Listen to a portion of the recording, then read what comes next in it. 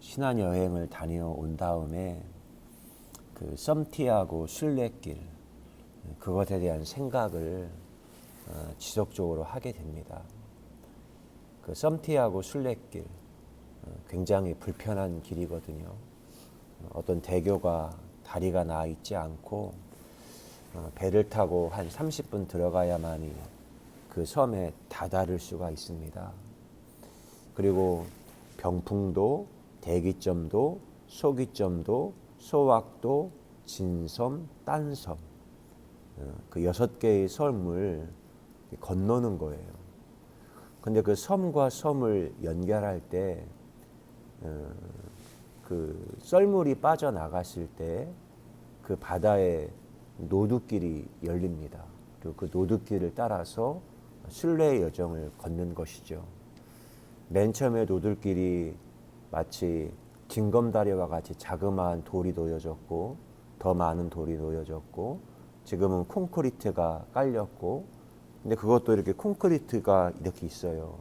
그러면 콘크리트의 높이가 점점 높아지고 더 넓게 확장이 되어지고 그러니까 길이 사람들이 더 그 노드길을 왕래할 수 있도록 그 많은 길이 발전했으니 그 콘크리트만 보아도 그런 것들을 느끼게 되더라고요. 그 순례 여정길이 좁은 문이었고 좁은 길이었습니다. 불편한 길이었어요. 그런데 그곳에 영감이 있더라고요. 아인슈타인이 굉장히 위대한 과학자인데 그가 엄청난 영감을 이루었잖아요. 위대한 일을 이루었는데 사람들이 그에게 묻습니다. 그 비밀이 뭔가? 그때 나는 99%의 노력과 1%의 영감을 가지고 있습니다. 노력이라는 것은 당연한 것이고 나에게는 당신들이 가지고 없는 가지지 않은 그 1%의 영감, 뮤즈라는 걸 가지고 있습니다. 근데 우리에게 이런 호기심, 뮤즈가 오게 되어지면 내 마음에 굉장한 배움에 대한 열망, 알고 싶은 그런 열망들이 내 마음에 꿈틀거립니다. 뮤즈라는 것이 그리스 로마 신화에 나오는 9명의 학문과 예술의 여신이거든요. 그리스어로는 무사라고도 읽습니다. 중세와 현대에 이르러서는 작가를 포함한 예술가에게 영감을 주는 존재를 말할 때 뮤즈다, 뮤즈가 왔다 그런 표현을 사용하게 되죠. 그러면 영감이라는 것은 어디에서 오는 것인가? 어디에서 오는 것인가? 예술가들, 작가들, 그들이 굉장히 책을 출판하거나 소설과 시를 쓰거나 그림을 그리거나 영화를 만들 때 그들이 창조적인 영감을 그들이 굉장히 갈망합니다. 그리고 일필휘지로 그런 것들을 이렇게 쓰게 되고 그런데 그 작가들을 보면 그 영감을 얻기 위해서 새로운 세계에 가고 누군가 우리의 이웃들을 만나고 취재를 하고 그런 일들을 계속해서 반복적인 일상과 루틴의 삶을 그들이 삽니다. 그러다가 누군가하고 대화하고 질문하거나 어떤 낯선 환경에 이렇게 던져짐을 경험하게 될 때 그들이 경험하는 것이 일상이 낯설게 여겨진답니다. 일상이 낯설게 여겨져요. 우리는 하루하루가 매일 이렇게 반복되잖아요. 어제하고 오늘하고 다른 게 없고 내일도 그냥 같을 것 같고 근데 우리가 어제하고 오늘이 그냥 같아 늘 같아 지루하고 권태에 빠지면 일상에 대해서 호기심이 생기지 않습니다. 그런데 어느 날 어제하고 오늘이 다르고 오늘하고 내일이 다르고 경험하는 것은 아침마다 만나게 되는 하루하루가 날마다 다르네. 그런 생각을 하게 될 때 내가 만나는 일상을 굉장히 유심히 그 만나는 존재들을 저는 관찰을 합니다. 요즘에는 그 작가들과 그 독자들의 만남이 있거든요. 근데 그 만남을 갖는데 이제는 그 작가들은 늘 일상의 단어를 사용하고, 그러나 독자들은 이렇게 만나는데 그 작가들이 쓴 단어에 일상의 관객들이, 일상의 독자들이 환호하는 걸 봅니다. 어제는 그 황정은 작가가 백의 그림자라는 책을 가지고 복간 랜선 팬미팅을 했어요. 어제 7시쯤에 교보문고에서 랜선 팬미팅을 했거든요. 근데 그 사람의 작가가 이렇게 알림을 했는데 책의 제목이 백의 그림자예요. 근데 그게 단어를 쓸 때 이거 내가 사용한 언어인데 백이라는 게 어떤 의미지? 가서 찾아봤더니 흰백이 들어갔어요. 그럼 하얀 그림자? 그러면 제가 보니까 제가 하얀 그림자라는 제목의 시를 썼던 적이 있거든요. 하얀 그림자, 푸른 하늘 밝은 태양은 꿈을 향해 날갯짓 하게 했지. 날아올라 물고기 많은 연못에 서식했네. 울타리 안에서 일장 노름에 생겨난 검은 그림자, 어디를 가든 따라다닌 그림자, 앞만을 보았기에 있는 줄도 몰랐지. 대장 기러기 보고 대열에서 이탈하면 도태되기에 줄을 맞추어 비행했지. 앞만 보다 어느 날 뒤를 보니 그림자 있네. 멈추만 지금 여기 그대가 회전하며 짓누르던 검은 옷 비추니 검은 그림자 고유한 하얀 그림자 되네. 2020년 9월 30일 추석 연휴에 썼던 저의 시입니다. 황정은 작가의 그 랜선 미팅을 이렇게 보면서 그가 하는 말이 그래요. 우리 모든 사람에게는 다들 그림자가 있다는 겁니다. 세상에 존재하면 그림자라는 것을 존재 조건으로 거느리고 사람들이 살아가고 있어요. 그 그림자라는 것이 절망, 슬픔, 단념 이런 것들이거든요. 그림자에 끌려갈 때 일어설 수 있고 너무 사람이 절망스럽고 무력감을 느끼고 무기력감을 느끼고 무망감 가운데 때로는 그림자가 일어서는 것을 경험한다는 겁니다. 근데 그 사람이 그 황정은 작가가 그림자에 대한 관점과 제가 그림자, 하얀 그림자라는 시를 쓴 것하고 굉장히 이렇게 일맥상통하는 어떤 공감이 되는 게 있더라고요. 그리고 제가 박수를 쳤어요. 이게 다른 게 아니구나. 봉준호 영화 감독이 아카데미 영화 감독상, 작품상을 받고 수상 자리에서 그가 했던 말이 지극히 개인적인 것이 지극히 창의적인 것이다. 지극히 개인적인 것이 지극히 창의적인 것이다. 지극히 개인적인 것. 그래. 그러면 내가 뮤즈와 창작의 영감을 얻는 게 외부에 있는 게 아니라 내 안에 있는 거구나. 내 안에 있는 그림자를 낯설게 보고 새로운 시선으로 보게 될 때 내 안에서 새로운 무언가 내가 영감을 찾을 수 있겠구나. 내 안에 있는 것을 낯선 시선으로 창조적 시선으로 바라보는 거예요. 그리고 제가 가지고 있는 제 안에 검은 그림자, 스티그마, 흉터. 그런데 이것이 회전하는 거와 같아서, 은혜와 같아서 하나님의 은혜가 내 삶을 고루 비추면 이게 하얀 그림자가 되는구나.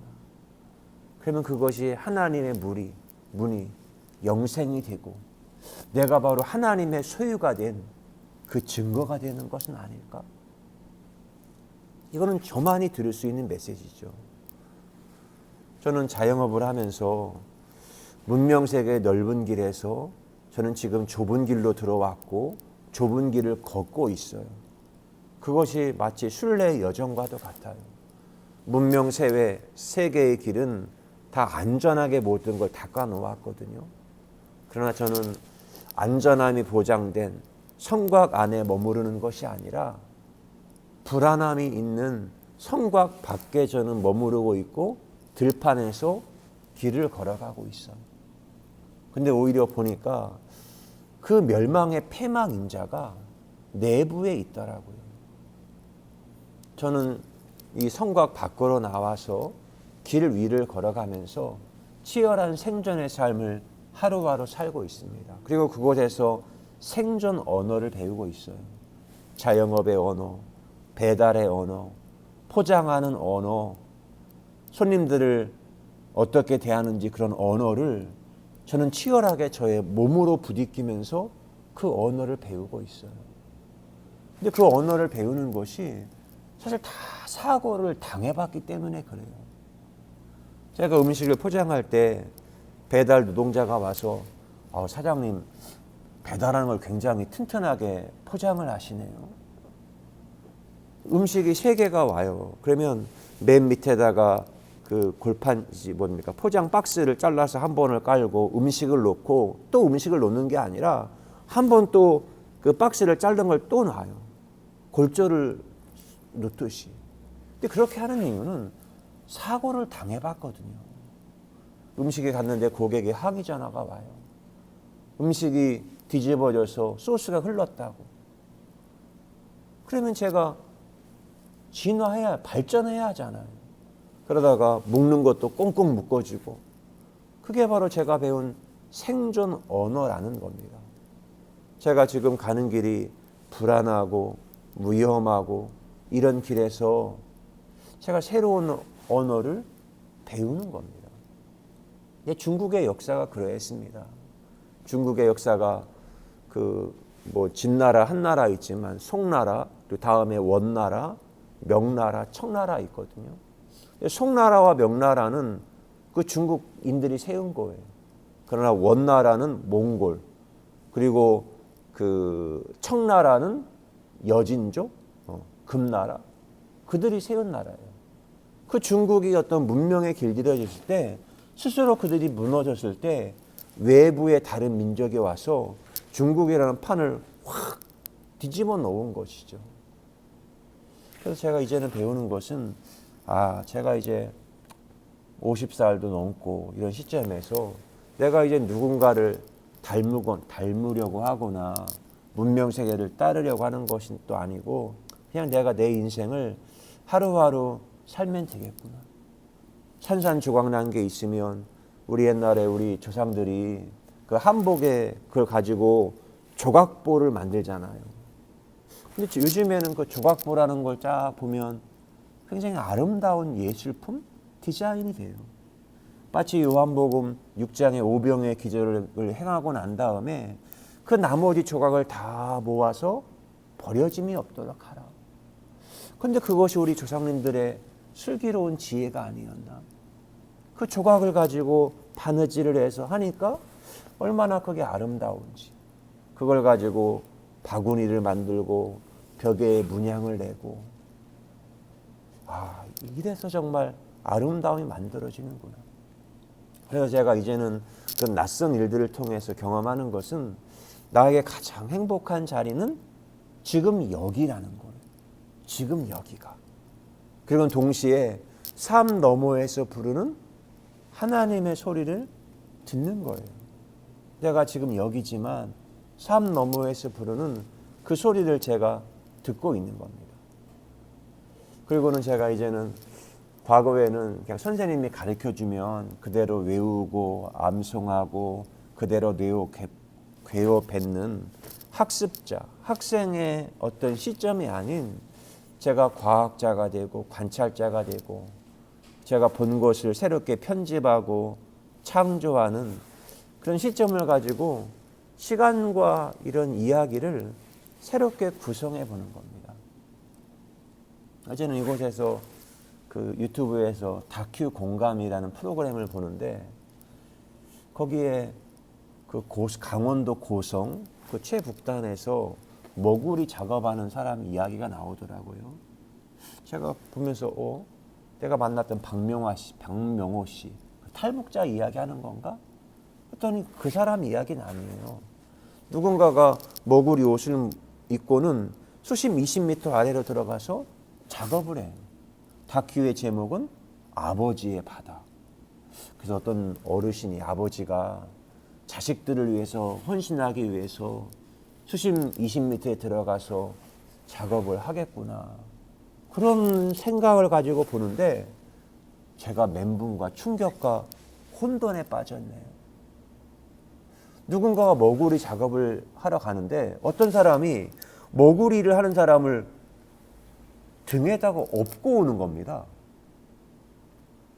그랬더니 걷지 못하는 그 남자분이 머구리복을 입고는 수십 미터로 들어가요. 아니 저게 어떻게 가능하지? 하체를 쓰지 못하는 사람이 머구리복을 입고는 수십 미터 들어가서 멍게를 따고 낙지를 잡고 문어를 잡고, 낙지는 문어를 잡는 그 일을 하는 거예요. 야 저게 무슨 일이야? 이거는 생각지 못한 거거든요. 그러니까 나이가 39인가 그래요. 하체를 쓰지 못하는 사람이 업혀와서 머구리복을 입고는. 그리고 사연이 나옵니다. 선장의 아버지예요. 업고 온 사람은 형님이에요. 39살 된 그 머구리가 10년 좀 더 됐죠. 15년 전쯤에 20대 머구리 작업을 하게 될 때 바닷속에 들어가서 머구리 작업을 하다가 잠수병에 걸려서 욕심에 또 좀 더 오래 작업하다가 자기 숨을, 그 씨알이 굵은 놈을 딸 때 숨을 참아야 되거든요. 조금만 더 자고 숨 참으면 조금 더 비싼 거 딸 수 있으니까. 근데 그걸, 그 숨의 한계를 넘었다가 이 신경마비로 하반신이 마비되는 그런 사고를 당한 거예요. 그때 형님이나 아버지가 얼마나 아팠겠습니까? 근데 그 일을 당하고도 15년이 지난 이후에도 39살이 되었는데 그 자식을, 동생을 머구리에 작업하는데 넣어야 하는 그 심정. 와, 제 마음에 생각했던 모든 것들을 완전히 산산 뒤집어 놓더라고요. 그리고는 우리 조상님들이 그 일상의 노동의 현장에서 일하다가 노동하는 노래를 불렀잖아요. 그래서 그 삶이 얼마나 경이롭고 아름다운지. 그리고 제가 이렇게 봤어요. 그래서 때로는 그것들이 어떤 방송 작가가 카메라로 시선을 볼 때 우리 시청자들에게 새로운 시선을 주는 저것이 굉장히 고통이지만 그 고통을 새롭게 어떤 시민의 눈으로 새롭게 살펴보니까 우리 일상에 늘 우리는 좋은 게 좋은 줄 모르잖아요. 늘 그거에 길들여졌기에. 그러나 새로운 시선으로 보니까 우리가 하루하루가 얼마나 감사한 게 많은지, 기뻐할 게 많은지, 저 힘든 가운데도 저렇게 살려고 몸부림치며 사는 저 모습이 얼마나 경이로운 삶인지 저는 그걸 배웁니다. 오늘도 우리의 인생이 힘들고 어렵지만 이 일상의 삶을 경작해서 하나님 보시기에 아름다운 일상을 가꾸어가고 배틀질해서 하나님의 소유된 영생의 삶을 오늘 누리는 삶이 되기를 축복합니다. 좋으신 하나님 감사합니다. 일상의 삶, 삶의 무거운 짐을 하루하루 감당하며 산다는 것이 하나님은 얼마나 힘든지요. 우리가 그것을 안 사람으로서 이 땅에 힘들고 억눌린 사람, 약한 사람, 그들의 마음을 공감하며 함께 보듬으며 이 땅을 다 모두가 아름답게 사는, 어린아이가 독사울에 넣어도 해함도 상함도 없이 사자와 어린 양이 함께 뒹구는 그 희년이 이루어진 아름다운 하나님의 나라 만들어가는 저희들의 삶, 예배자의 삶, 예술인의 삶으로 저희를 부르시고 그 부르심의 길에 경작하며 살게 하신 하나님의 은혜를 감사합니다. 오늘 하루도 주님께 맡깁니다. 일상에 감추인 하나님의 보화를 발견하는 오늘 하루가 되게 하실 줄로 믿고 감사합니다. 사랑합니다. 예수 그리스도의 이름으로 기도드리옵나이다. 아멘.